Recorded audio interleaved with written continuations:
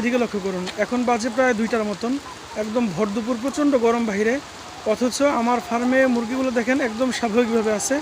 ওইরকম কোনো গরমের থেকে আপনার হা করে শ্বাস নিতেছে খুব ঘন ঘন, ন্যাচারাল। গরমের দিনে একটু একটু হা করে শ্বাস নিবে মুরগি অভ্যস্ত হয়ে যায়। তো আপনার অথচ আমার মুরগিগুলো একদম শান্তভাবেই আছে।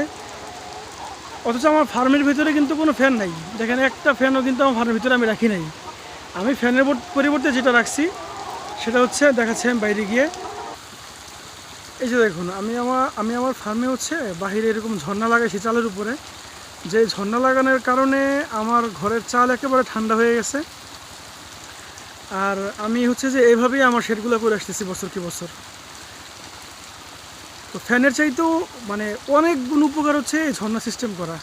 আপনার বিদ্যুতের বিলও কম আসতেছে, প্লাস সাথে সাথে আপনার ফার্ম অনেক ঠান্ডা। আমি তো ফার্মের ভিতর থেকে আসলাম।